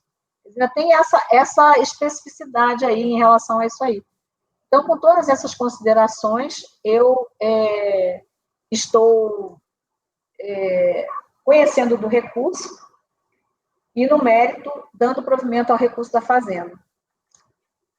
Conselheira Ana Cecília. Desculpe, conselheiro Mário. Acompanho. Conselheira Ana Cecília. Eu acompanho, presidente. Aqui só muda o fato de ser do Ministério Público, mas a situação, a controvérsia é aquela que a gente já analisou no outro caso. É bem idêntica aqui a situação, então eu vou acompanhar. Sim. Conselheiro Pedro Paulo. Acompanho. Conselheiro João Vitor. Acompanho. Conselheiro Maurício. Acompanho, presidente. Conselheiro Marcelo. Acompanho. Conselheira Rita. Eu divido, né? Para manter o... Aquele seu primeiro da sessão passada, você já trouxe, você era relatora de um deles, né? Uhum. Então, por unanimidade de votos, conhecer do recurso e, no mérito, por maioria de votos, dar-lhe provimento. Vencida a conselheira Rita, que lhe negou provimento. Bom, agora, então, vamos para o número 63 da pauta, de relatoria do conselheiro Maurício, o contribuinte Paulo Rogério da Silva. Bom, esse aqui foi um auto de infração, pessoa física, para cobrança de imposto de renda, omissão de rendimento caracterizada por depósito, origem não comprovada, em relação a 2 exercícios. Foi lavrado com a multa qualificada, né, 150%, e aí o contribuinte entrou com recurso especial do contribuinte e subiram 2 matérias, né? E aí as matérias são a desqualificação da multa de ofício e a decadência. Com esse é o panorama. Vou passar agora ao voto direto, presidente. Sim. Eu estou conhecendo do recurso, né? Aí, como já relatado, o recurso teve segmento emitido para que fossem discutidas 2 matérias, desqualificação da multa de ofício e decadência. Do mérito com relação à desqualificação da multa, primeira matéria, né? Ao julgar as matérias, o voto condutor aderindo aos fundamentos da decisão de primeira instância, vazou o entendimento de que a qualificação da multa estaria autorizada uma vez constatada a reiteração da conduta, no que toca à omissão de valores mediante a apresentação de DPF com valores bem inferiores aos levantados pela fiscalização. Confira-se. E aí a decisão de primeira instância aqui, né? Meus presentes autos, entendeu a autoridade lançadora que o dolo foi demonstrado pela desproporcionalidade entre os valores, entre o fato do contribuinte apresentar a declaração com informações de rendimentos bem inferiores ao que recebia, apurados de ofício, dos 2 anos calendário, examinados, constituindo prática reiterada de omissão de rendimentos suscetível de enquadramento, como caso de evidente de fraude. De fato, o autuante fundamentou a qualificação da multa na reiteração da conduta de omitir rendimentos, consoante se infere do fragmento a seguir. E aí eu copiei aqui, né, transcrevi aqui para o voto. Por sua vez, os paradigmas apresentados, acordo 9202-006-023 e 9202-007-640, assentou-se o entendimento de que, nos casos de depósito bancário não comprovada, a reiteração da conduta por si só não seria suficiente para exasperar a penalidade.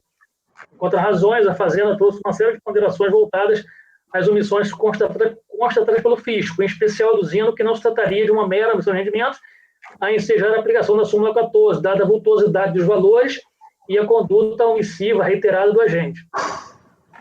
Fundamenta sua tese no inciso 2 do 44 de 1930, combinado com 71, 2 e 3 da 4502 de 64. Pois bem, razão assiste ao recorrente. Segundo informou o autuante, teria havido a comprovação da origem de alguns depósitos, conforme se extrai dos trechos abaixo relacionado. E o próprio fiscal entendeu que provado lá alguma coisa na época do procedimento fiscal, né? O mesmo entendeu a DRJ, que ainda explicou do lançamento do valor correspondente ao depósito na monta de 91 mil, e considerou comprovada a origem pelo fiscalizado. Como bem destacou o recorrente, o colegiado tem entendido que, no caso de omissão de rendimentos não comprovada, a reiteração da conduta por si só não bastaria para autorizar a aplicação da multa no patamar de 150%, no que toca à aventada vultuosidade dos valores omitidos, ou nos dizeres da autoridade de primeira instância, proporcionais, quando comparados com aqueles declarados, além de tal aspecto se mostrar demasiadamente subjetivo, penso que tal fato e conduta já se encontraria devidamente apenado pela utilização da própria presunção legal em favor do fisco, somada à multa de ofício para mal ordinária de 75%.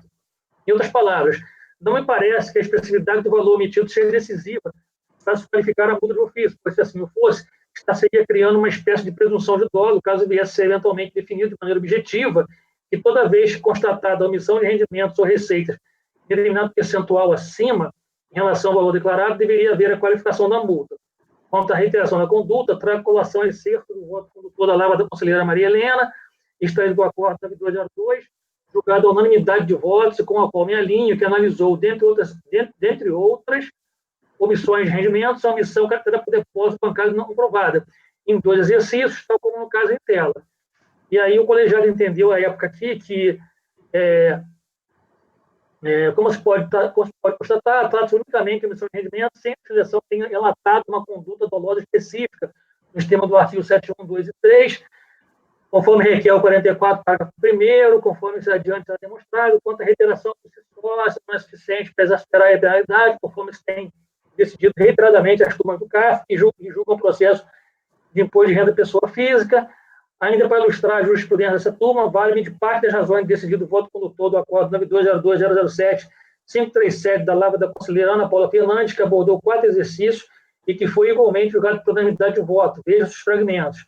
E aí, na mesma linha, primeiro acórdão aqui, vê-se, portanto, no que toca a omissão de rendimentos caracterizadas por depósito bancário não aprovada, que a jurisprudência desse colegiado é firme, que estaria no sentido de exigir, para a qualificação da multa, a demonstração inequívoca da conduta dolosa, a vontade livre e consciente, no sentido de impedir ou retardar a ocorrência do fato gerador ou seu conhecimento por parte da autoridade fazendária, que não se caracteriza pelo seu simples não oferecimento da tributação, ainda que períodos sucessivos verificados o mesmo procedimento fiscal, já que a própria lei autorizaria ao fisco, nesse caso, a cobrança do imposto devido sobre tais valores não declarados, sem maiores esforços e acrescidos de multa básica do percentual de 75%.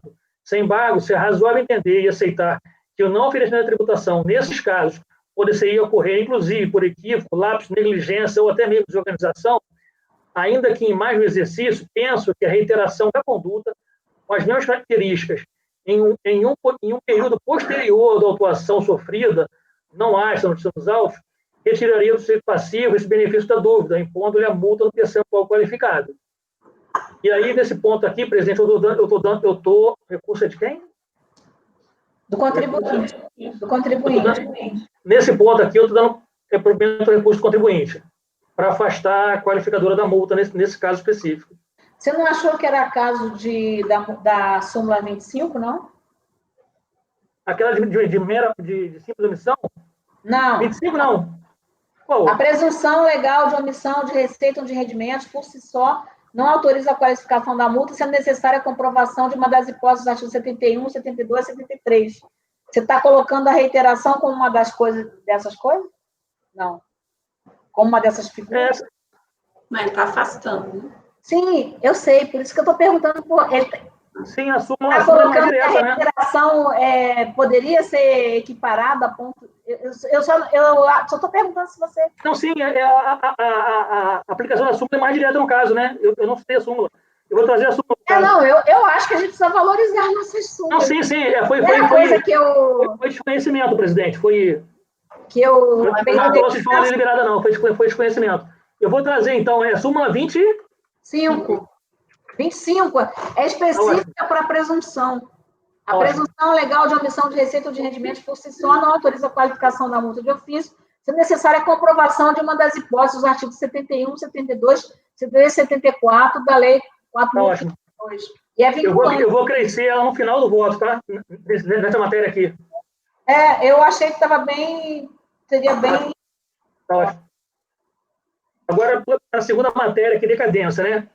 No que tange a esse tema, a lição fustigada limitou-se a afirmar que, considerando que a razão preponderante da aplicação da regra diferencial está relacionada à constatação de conduta dolosa, o desfecho dessa questão prejudicial está interligada à análise do mérito do presente recurso. Então, basicamente, a decisão a decisão recorrida aqui, né, ela atrelou a decadência ao dólar que a gente acabou de se afastar, né, para aplicar o 1731. O seu turno recorrente sustenta que, portanto, considerando os parâmetros estabelecidos dos acordos de paradigma acima, desqualificada a multa de ofício, resta fulminada pela decadência a hipótese do lançamento relativo aos fatos geradores do ano 2003. E aí eu volto aqui, né? Não é bem assim.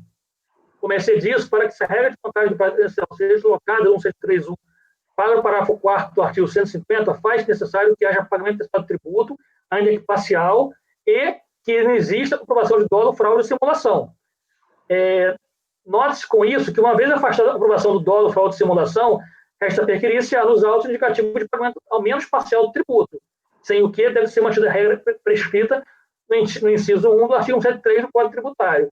Passa-se nesse sentido a análise dos autos, notadamente que se refere ao exercício 2004, 2003... Peraí, você está entrando para dizer se vai dar ou não dar decadência? Fez isso no acordo recorrido? O acordo recorrido subiu. Hein? A decadência subiu. A matéria subiu. A matéria subiu, mas na admissibilidade. Assim, é uma lei, a gente aqui não revê a admissibilidade. Então, o que eu quero dizer é o seguinte, na hora que você tem condicionado a decadência para a qualificadora, com a qualificadora, e aí se você altera aqui a qualificadora, claro que a pessoa traz pelo princípio da eventualidade, e a obrigação é verificar, né? Se tem ou não tem a divergência, mas aqui eu creio que uma vez que a gente afastou, se lá no acordo recorrido não se entrou nessa questão, se tem ou não tem pagamento, enfim, eu acho que tem que voltar para analisar a decadência, não é? Porque você não está dizendo aí que o acordo recorrido disse que essa questão da decadência está atrelada com o mérito e aí vai ver a qualificadora? Eu creio que aqui a gente... Então, vamos voltar aí para analisar os outros... a decadência, para se pronunciar contra a decadência, uma vez afastada o dolo, isso. Não sei o que o colegiado acha, mas eu Concordo. Alguém, assim, acha lá ele aplicou a decadência do 73 em razão de dolo, é isso? Sim. E aqui o recurso é do contribuinte. Ela só analisou sobre o viés da conduta, né? Sim. Ok. Porque foi uma coisa que, como se manteve, agora eu pergunto, em algum momento, se além disso não teve pagamento, se ele tivesse... Não. Mas eu creio que aí vai... porque essa questão do que é pagamento ou não, a gente teve até que fazer uma súmula para dizer que fonte era pagamento. A fonte é o único pagamento que ninguém pode fugir. Você não pode nem escolher se paga ou não. Quer receber o salário, receber o que for, tem que ter a fonte. Eu acho que está congelado o pessoal aqui. Está ouvindo, presidente? Todo mundo aqui, pode estar ouvindo.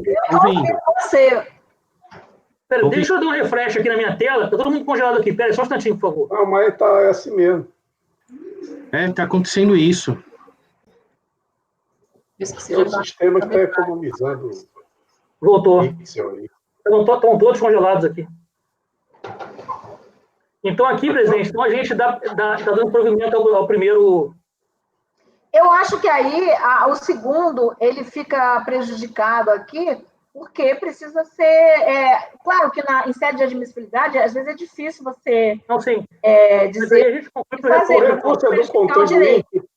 O recurso é do contribuinte, o que é que ele pede? É do contribuinte, e ele, Pedro Paulo, no acordo recorrido, simplesmente se entendeu pela decadência 1731 por causa do dolo. Ele disse assim, eu sobre a decadência, está atrelado ao mérito quando eu for verificar se tem ou não tem o dolo, certo? E entendeu que tinha, e aí deu a decadência pelo dolo. Mas eu estou perguntando para o relator, ele está confirmando que em nenhum momento... Eu estou entendendo isso.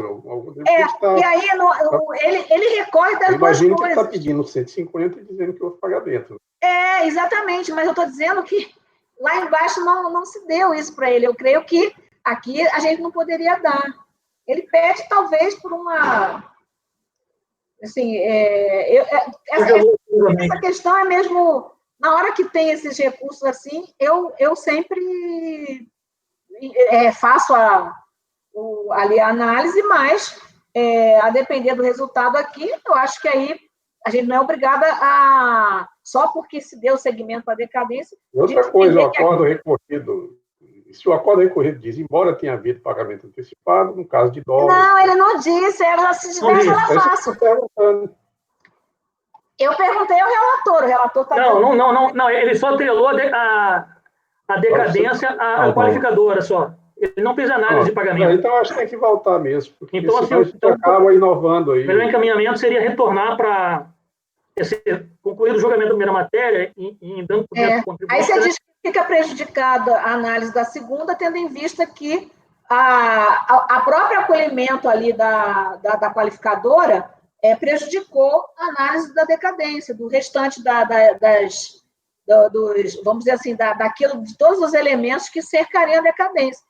Então, mas, na verdade, assim, ele pede no recurso dele com relação à decadência que seja aplicado automático. Então, eu teria que afastar esse pedido dele. A gente não pode, eu acho até que tem até uma alteração, alguma coisa no regimento, mas a gente não pode analisar o que ele não analisou, entendeu?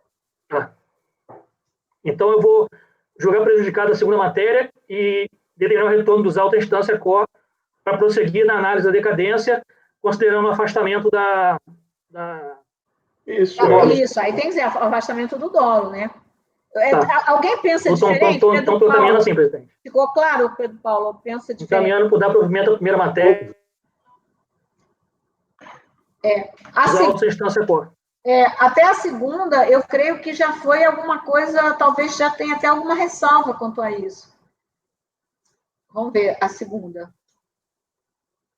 Oi, não vi, presidente, cortou aqui. Decadência, vamos ver. No que diz respeito à segunda matéria, o contribuinte recorreu da regra de contagem do prazo para você decorrente de julgamento sobre aplicação de multa qualificada. Nesse sentido, sustenta que, caso a qualificadora seja afastada, a contagem do prazo, assim, é o que ele quer, certo?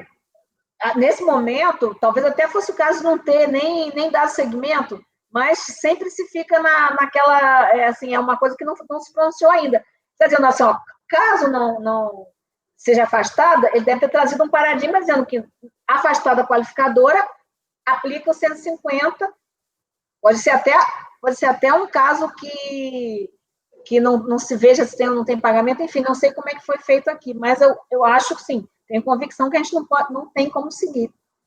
Alguém entende que a gente pode seguir? Mas aqui nesse caso, se a divergência só nesse sentido de que eu estou pegando um paradigma para saber se afastada a qualificadora mantém pelo 150, a gente não poderia analisar, aplicando o 150 no mérito? Eu não tenho pronunciamento sobre isso no acórdão recorrido. Não tem análise de pagamento, né? Não tem questionamento, Rita, quanto a essa questão. Eu concordo, realmente na turma COR não tem análise se há ou não pagamento antecipado, né? Porque ele achou suficiente aplicar um 73 por conta do dólar. Ele não fez análise de pagamento. Né? Bastava para ele, né? Eu acho que se nós tivéssemos já um dispositivo, né, regimental que já permitisse aqui nós adentrarmos nessa seara, ótimo. A gente já poderia. Do contrário, a gente pode haver um prejuízo porque você não sabe, não tem como condicionar aqui, vamos julgar porque vai ter esse ou aquele resultado. E, por outro lado, se você volta para o caminho normal, que é lá, e aí não suprimiu nenhuma instância, volta lá. E aí, se ele ainda, vamos dizer assim, não se aceitar, o 150, ele ainda tem até como recorrer, ou já pode se aplicar mesmo. E aí, por outro lado, a Fazenda tem... Então, eu acho que o correto seria mesmo considerar prejudicado o prosseguimento na decadência e determinar o retorno. Eu acho, né? Rita? Eu só vou ver o recurso dele, só um... O recurso especial? Não, o voluntário. Pois é, o voluntário não significa nada, porque se não tiverem falado sobre isso, no máximo vai ter uma omissão. Assim, o que tem que ver numa admissibilidade é se teve pronunciamento sobre isso que você possa comparar, né? Entendeu, Rita? Mesmo que ele tenha pedido, se a decisão não se pronunciou,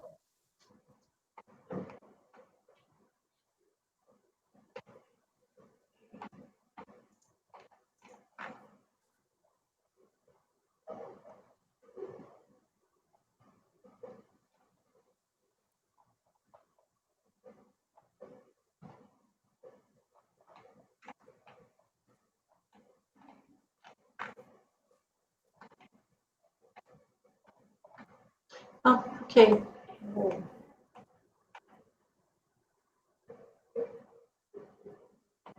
A minha dúvida é só se a gente não teria algum tipo de preclusão, mas aí acho que não.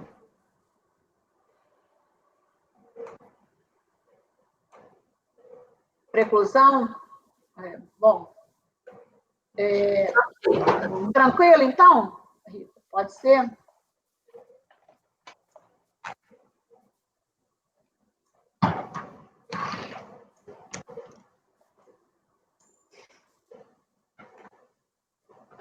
Ok, por mim, ok, podemos seguir. Tá bom. Então, Maurício, você então está votando por... Dar provimento à primeira matéria, julgar a segunda prejudicada e determinar o retorno dos autos à instância cobra, prosseguir no julgamento, na apreciação da matéria decadência, considerando o afastamento do dolo já neste julgamento. Certo. Eu entendi, Rita. Eu entendi. Porque assim, se ele não questiona essa matéria no recurso voluntário, a gente vai mandar voltar para a turma ordinária discutir um argumento que foi trazido em 7 recursos. Eu estou vendo, eu vou olhar aqui. Não, é porque eu nem posso dizer qual é o argumento, se tem ou não tem pagamento, porque isso é o mérito da decadência. Dizendo que na hora que ele foi analisar a decadência, pelo que o relator falou, o acordo recorrido disse assim, a decadência... eu não vou analisar a decadência porque isso eu vou ver no mérito, ou seja, ele não se... E aplicou o 173.1 dentro do mérito, considerando que houve dolo. Vamos ver como é que tá aqui o acordo? Mas foi isso mesmo, no acordo ele fala que as matérias se confundem. É isso.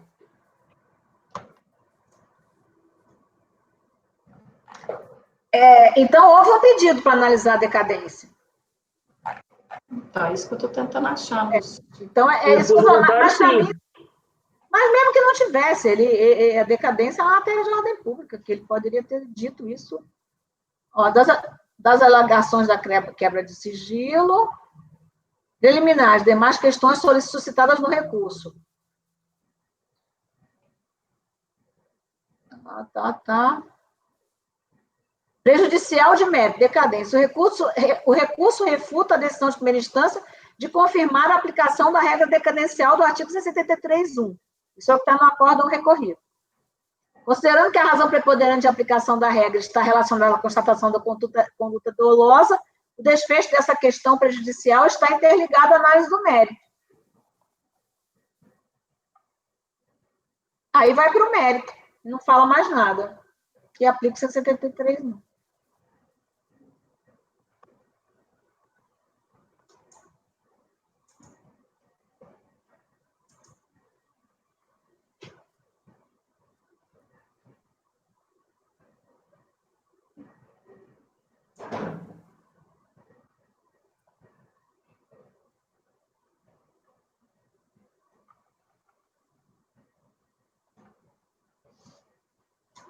Ok, o contribuinte ele até discute a questão do 173 no recurso, mas ele fica só com o debate acerca da existência de sonegação, fraude ou simulação, ele não entra no mérito da existência. Até porque ele não tem pagamento, não tem pagamento desse período, né? Eu cheguei a fazer análise, não tem pagamento, por isso que tanto é que ele fez questão no recurso, ele dizer, olha só, uma vez caiu o dólar, tem que cair a decadência também. Tem que mudar para 150. Mas ele sequer fala em pagamento, porque não houve pagamento. Tem retenção, não tem... Então, talvez seja o caso simplesmente conhecer parcialmente do recurso, apenas quanto à primeira matéria, e na parte conhecida, dar-lhe provimento. Mas aí... Não vai ter efeito. Não, conhecer, eu acho que a gente tem que conhecer. É porque o raciocínio que eu fiz foi mais... Não, a decadência para o 150, o acordo não se pronunciou sobre isso, tem ou não tem pagamento. Não é esse? Mas é porque a tese do recurso é que, afastando o dolo, aplica o 150. Essa que é a tese dele. Pois é. Aí é mais ou menos o que a gente discute naqueles processos de nulidade. Eu posso até, a Fazenda, tá pedindo que eu afaste a nulidade. Eu falo, não, nulidade até tem, E aí eu entro para poder classificar qual que seria. Então, assim, o contribuinte está pedindo, eu quero, por não ter dolo, eu quero que se aplique o 150. A gente pode até concordar com ele que a tese de que sem o dolo se aplica o 150, mas no caso concreto, como não há pagamento, negar provimento nesse ponto. Mas como que eu vou entrar nessa matéria se o acordo recolhido não falou disso? O acordo recolhido... Mas é isso que eu estou falando. Se eu mandar voltar, eu vou mandar voltar para o acordo fazer o quê? Não, eu já estou reformulando. Foi a proposta que eu fiz. É não conhecer da segunda matéria, porque não tem realmente como ter ali o acordo recolhido não se pronunciou tirando o dolo. Porque ele manteve o dolo, só manteve o dolo. Ele não... mas aí se a condição do acordo recorrido eu mantenho eu afasto a decadência porque tem dolo, e a gente fala que não tem dolo, então eu também tenho que alterar o resultado do julgamento do recorrido. A não ser que eu enfrente o mérito. A minha questão é, se eu mandar voltar para eles enfrentarem o mérito, eu estou devolvendo uma discussão que não foi trazida nem pelo próprio contribuinte. Então, na verdade, eles vão analisar o nosso acórdão de recurso para decidir. Vamos ver deixa eu olhar aqui. No seu paradigma, tá? Então, deixa eu ver no paradigma da decadência. Se o paradigma da decadência estiver fazendo alguma menção a pagamento lá, aí seria Aí pode ser que a gente não conheça, porque... Ele não vai trazer nada de pagamento, porque ele não tem pagamento nenhum. Ele vai trazer no paradigma. O paradigma é o que eu estou dizendo. Quem é que vai trazer um paradigma exigindo pagamento se ele não tem pagamento? Não seria aplicável. E se ele exigir um pagamento? É possível, vamos ver. Essa coisa que ele não tem pagamento é meio controvertido. Eu estou com a declaração dele aqui. Se for que não importa ter ou não ter pagamento, já não serve como paradigma. O parágrafo 15 ou 12. Não, se bem que é isento aqui, não é... Tem não, Pedro? Não, é a declaração de isento aqui. O paradigma é só ver se tem dolo ou não tem dolo, é isso? Se for assim, ele nem serve, porque se ele não entra na questão de tem ou não tem pagamento, ele está contrariando o repetitivo.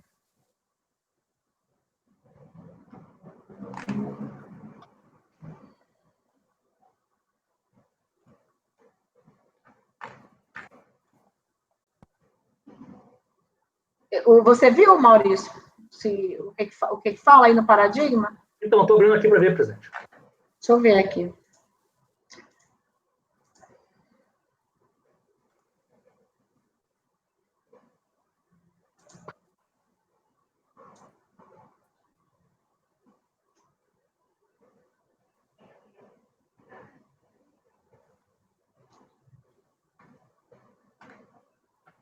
Ele nem analisou, ele fala que como as matérias... Como a questão da decadência, a admissibilidade, né? Como a questão da decadência depende do mérito.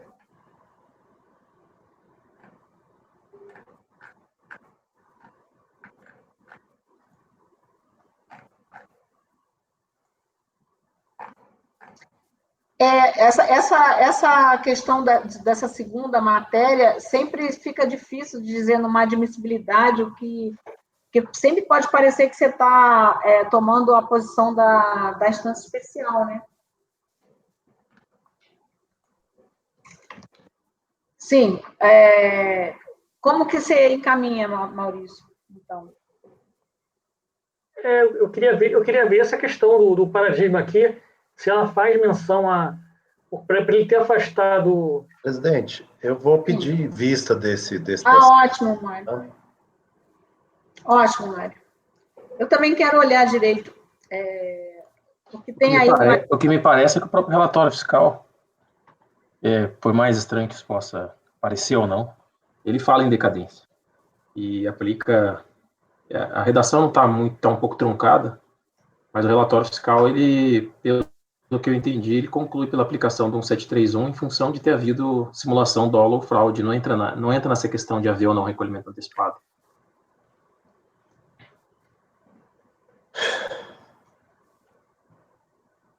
Então, na hora de fazer a vista aí, tem que dar uma analisada nisso também, sim, né, eventualmente. Tá, então, vista para o conselheiro, 63 da pauta, vista para o conselheiro Mário, convertida em coletiva. O relator votou. Por conhecer do recurso, Maurício, posso colocar aqui? Sim, presidente. Aí eu vou dizer conhecer do recurso, aí depois a gente, com a vista, a gente discute melhor. Só para antecipar um pouquinho, Mário, o primeiro paradigma, no meio do voto, fala que tem retenção na fonte. Ela afasta o dolo e, considerando a retenção, ela acaba... Então, ele faz análise de pagamento, né? Então, não é o caso dos autos. O outro paradigma, Rita, chegou a ver o outro? Tô fechado aqui sem saber. Não, mas isso Mas aí já pediu vista só para... a gente olha e acho que respalda, a gente dá mais... Acho que todo mundo pode dar uma olhadinha, né? Se essa análise lá foi feita... tudo bem, já pediu vista, né? Mas se essa análise lá foi feita na circunstância de identificar um pagamento de retenção, a situação é diferente daqui, né? Porque aqui ninguém analisou nada de pagamento. Lá se entendeu que afastar do dolo se aplicava o 150, porque, de outro lado, identificou o pagamento, né? Por isso que eu continuo achando que a melhor solução é considerar a segunda matéria prejudicada, certo? Sem nenhuma, ou dar ou negar segmento, e aí voltar para lá, porque como é que vai dizer agora que o paradigma não serve porque tem pagamento e lá não tem? E se o acordo recorrido nem triscou nisso, a gente viu que não tem, mas o acordo teria que analisar sobre esse ângulo, né? Porque aqui o contribuinte ganhou. O que ele ganhou? A redução da multa para 75%, mas foi só isso. Mas não se pode fazer em relação à decadência, né, que é o que ele queria também. Mas ele já ganhou alguma coisa. Então, eu ainda continuo achando isso. Mas tudo bem. O Mário já pediu vista para o conselheiro Mário, convertido em coletivo. O relator votou por conhecer no recurso e no mérito dar-lhe provimento. Aí, nesse ponto, houve pedido de vista. Ninguém mais votou quanto ao conhecimento do mérito. Provimento parcial, né? Provimento parcial. Certo. E no mérito dar provimento parcial. Sim, parcial para desqualificar a multa de ofício. Né? A multa de ofício. Tá certo. Bem, vamos, então, agora, o último agora, né, que nós temos. O último dos últimos, 64 da pauta, de relatoria do conselheiro Maurício, contribuinte Rio Branco Alimentos S.A., o recurso da Presidência Nacional. Esse aqui, o que foi aqui? Aqui é um debitcard para constituir crédito de sobrevivenciária, cota da empresa, diferença de alíquota de RAT, incidentes sobre pagamentos efetuados, segurados empregados que passou de PLR, né? E aí teve o recurso aqui é da Fazenda, né? E a matéria que subiu é caracterização do dolo e fraude ou simulação de modo a atrair a aplicação do 1731 do CTN na contagem do prazo decadencial. E aí os recursos do contribuinte da Solidária tiveram segmento negado, né? E como eu voto aqui, curso tempestivo, passa análise de admissibilidade, né? Nós, porém, cumpre mencionar que o contribuinte atravessou para histórias, foi o 977, por meio do qual fez constar que aí é um pedido de desistência, assim, desistência parcial dos recursos interpostos de forma irrevogável e retratado, bem como renunciar a qualquer direito sobre o qual se funda a referência tópica ao PLR, tendo em vista para parcelamento. Vale ressaltar que a desistência parcial apenas referente aos valores decorrentes da PLR, conforme no contigo anexo. Ainda que o ponto aqui em discussão diga respeito à contagem de prazo decadencial, influindo também no lançamento referente aos valores decorrentes do PLR, penso que a desistência então anunciada trata exclusivamente do mérito da matéria. Saliento que tanto a decadência quanto o mérito acerca da PLR foram abordados em tópico em separado da impugnação do contribuinte. Outro sim, quando no julgamento sobre recurso ordinário, a autoridade julgadora ACOR enfrentou de ofício o tema, então logo consignou que é preciso registrar um erro cometido pelo contribuinte sobre recurso voluntário, afirma categoricamente que sua impugnação foi acolhida parcialmente contra a decadência. Essa afirmação é incorreta, uma vez que o acórdão tal da quinta turma da DRJ do Código da impugnação procedente, tendo mantido integralmente o crédito tributário. E aí eu estou prosseguindo, eu estou entendendo que não tem, essa distância não alcança a discussão daqui, com relação a... que lá ele é expresso na petição em dizer que a desistência é só com relação aos valores, os valores decorrentes da PLR, né? E não necessariamente ele fala que eu entendi que não estaria alcançando a discussão desse processo aqui. Questão do dolo, fraude. Deixa eu ver aqui. Porque aqui tem questão também de diferença de alíquota SAT, tem também, não foi só, teve também lançamento de ação de diferença de alíquota, né? Não foi só a PLR. Até negritei aqui em cima, aqui no relatório, né? Então, daí eu tô prosseguindo na análise, porque eu estou entendendo que tem matéria de interesse aqui ainda que não está incluída no recurso, né? No parcelamento. Parcelamento. Isso aí. Então, vamos lá. Como já relatado, o recurso tem segmento admitido que fosse discutido na matéria ação do dolo, fraude e simulação, de modo a atrair a aplicação da regra do 731, a contagem do prazo inicial, compulsando a decisão recorrida, se notar as seguintes passagens, repassando o tema, confira-se. E aí, a parte que eu destaquei aqui, né? Na hipótese em questão, observa-se que foi aplicada a multa de ofício de 100%, não tendo havido qualificação.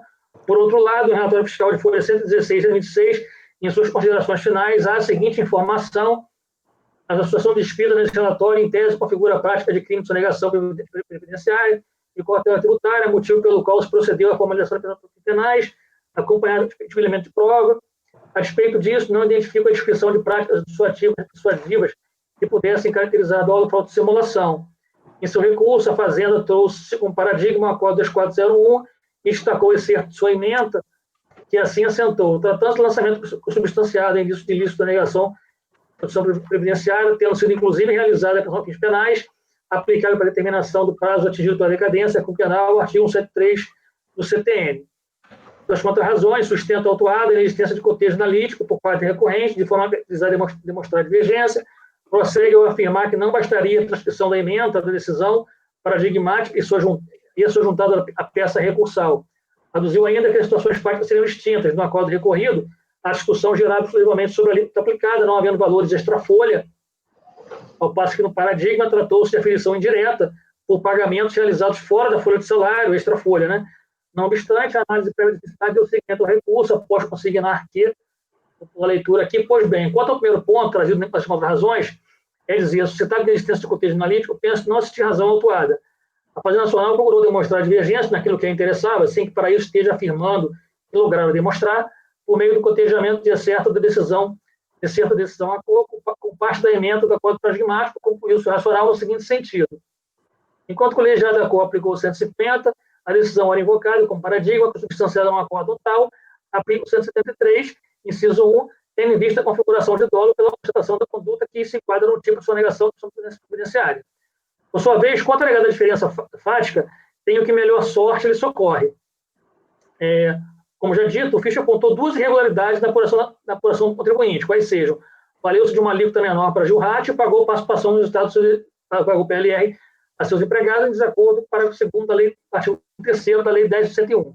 Todavia, não obstante ter consignado ao final do relatório que a situação, então, em tese, configuraria a prática de crime de sonegação previdenciária e contra a tributária, motivo pelo qual se procedeu à formalização da representação fiscal dos penais, o fato é que não reservou uma linha sequer no relatório a demonstrar, tampouco tentar demonstrar, a ocorrência de fraude ou simulação na conduta que teve por irregular. Tanto foi que a multa de ofício foi aplicada no patamar mínimo ordinário, vai dizer 105%, com a assinatura de folhas no ordem seguinte.